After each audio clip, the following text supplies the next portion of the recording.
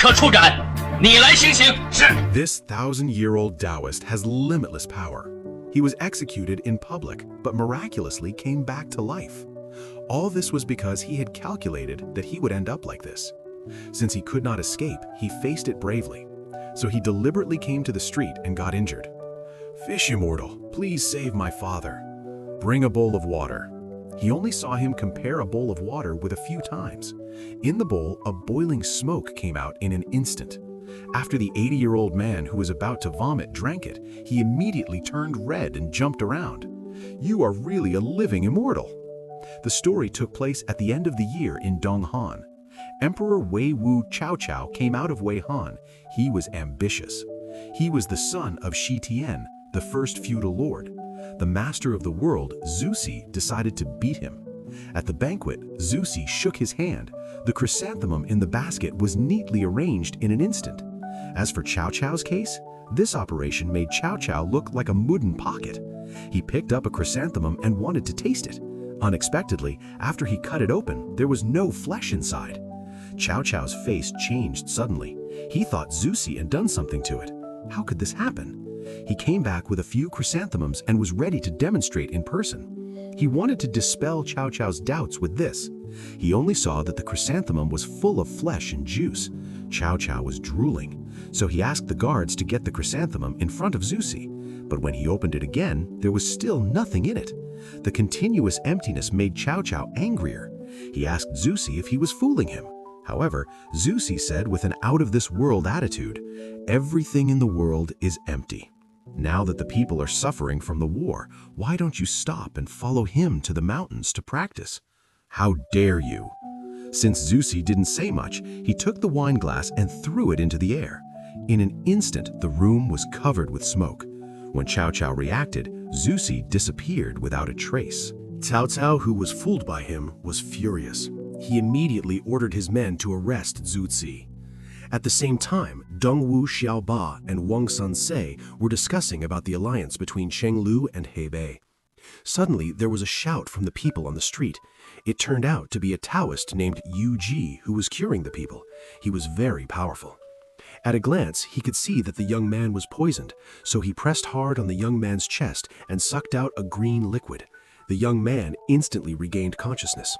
Then, in a coma, the young man's head was touched 3 times. At that moment, the young man fell to the ground and jumped up. The villagers kowtowed and thanked him. They cheered him up. At that moment, Sun Ce was furious. An old man dared to steal his thunder. He ordered his men to arrest Yu Ji and said that Yu Ji was bewitching the people and that he should be executed. However, everyone on the scene pleaded for Yu Ji. Sun Ce was even more furious. When he was about to commit suicide, a Taoist named Hu Gong had an idea. He heard that Yu Ji could summon the wind and change the rain. It was the season of drought. He might as well ask Yu Ji to atone for his sins. If he couldn't get the rain, it wouldn't be too late to kill him. Sun Ce thought it was a good idea.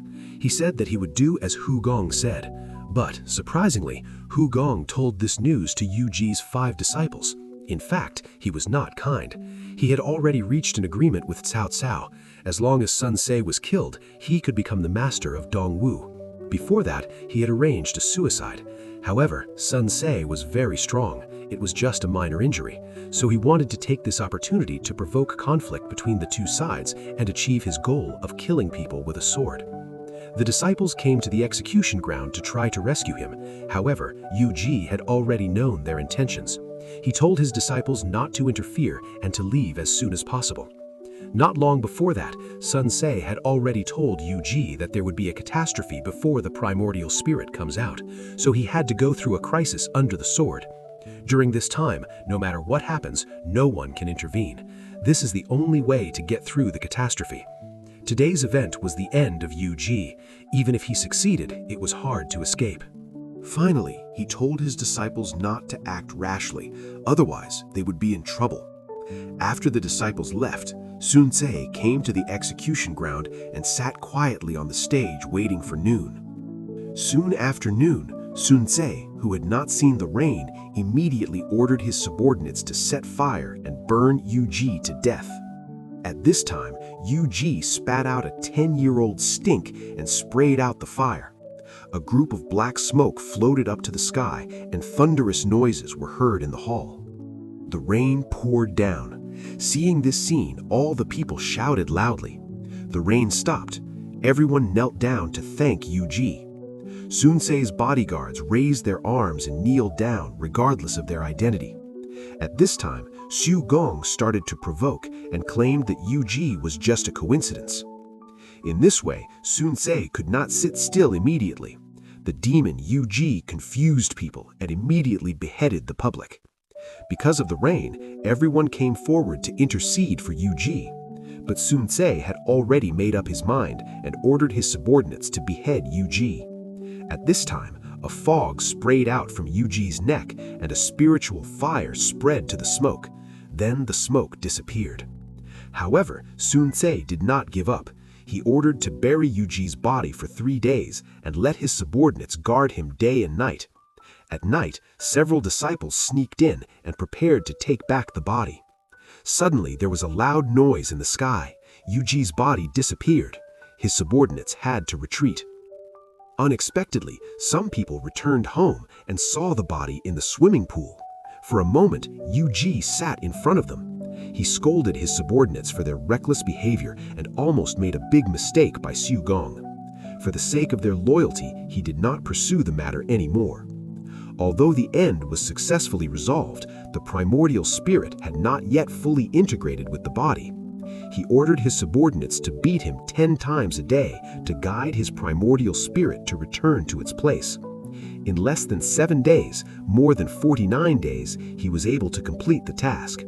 But during this period, he must be careful to protect his body. Otherwise, the primordial spirit cannot return to the body.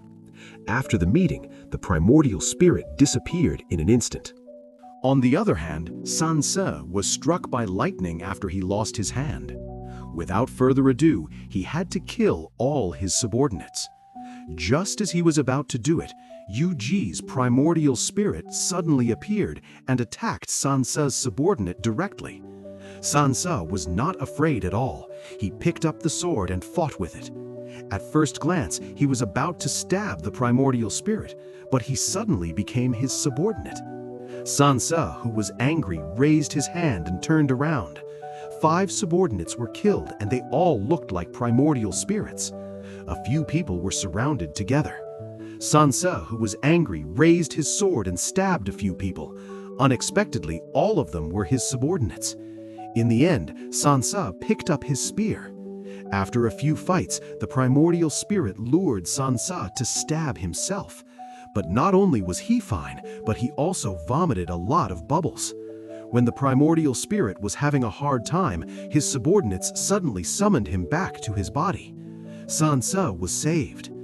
Due to his action, his old injury recurred. The doctor told him to rest well and not to overwork. However, Sun-se was reluctant and wanted to invite Da Chao to play with him at night. For the sake of his safety, Da Chao played with him at random. Then he planned to go to the guest room to find Xiao Chao. Unexpectedly, he met a primordial spirit outside the door. Before Da Chao could react, the primordial spirit was already on his body. Then he returned to his room. Sun-se's sword can no longer hold his heart. "You're not afraid of me working, kid. I just want you to work more." Just when he was about to start working, the woman in front of him turned into a primordial spirit. Sun-se and his subordinates ran away, and the two of them started a fight. Sun-se was played with by the primordial spirit and was soon bleeding from the wound. At the right time, the primordial spirit of Yu-ji was recalled again. Da Chao's body was in a hurry and was knocked to the ground by Sun-se. After that, Da Chao was in a panic. His sister Xiao Chao proposed to him to invite some Taoists to do a ritual. Da Chao thought it was feasible and started to prepare. Su-gong, who heard the news, called the disciples of Yu-ji and wanted them to kill Sun-se. However, the disciples did not agree, but they still couldn't stop Su-gong, so they decided to leave one person to watch the house, and the other few people went to join in the fun. The next day, Da Chao was doing a ritual. Sun-se threw a match and turned around to leave. This is when the primordial spirit reappeared. He went straight to Da Chao's body. He grabbed Da Qiao's sister's hand and tried to provoke her. Sun Ce fought back and gave Da Qiao a slap. Yuji's disciples saw it and jumped out and hit Sun Ce hard. The other two Taoists also stopped pretending and took the opportunity to kill Sun Ce. Unexpectedly, he was stopped by the primordial spirit and made a beauty mask. At this time, the primordial spirit looked at Da Qiao. Suddenly, a new ritual went straight to Lao Dao's body. Lao Dao suddenly showed a mischievous smile and ran away faster than the sisters. Lao Dao didn't succeed. When Lao Dao was in a hurry, Sun Ce shot him directly. The four disciples who were still fighting were directly taken by the primordial spirit with the weapons in their hands. Then the primordial spirit drove them home. The rest of the black and white twins died in Sun Ce's village. At night, the primordial spirit decided to give Sun Ce a new trick. He knocked out both of his sisters. Then Fuxin Xiaoqiao came to Sun Ce's room and prepared to give him a beauty trick. However, Sun Ce and the other Taoists had a quarrel. When the two were about to make a mistake, Da Qiao suddenly appeared. In this way, Sun Ce swayed between the two beauties. When he reacted, the sisters' faces turned into the primordial spirit's face. Then there was another fight. The primordial spirit changed between the sisters so that Sun Ce couldn't fight back. He was not only teased repeatedly, but also bullied a lot. In the end, the primordial spirit left Sun Ce and jumped out of the window. At this time, Da Qiao gradually woke up. When he saw this scene in front of him, he became anxious and nervous.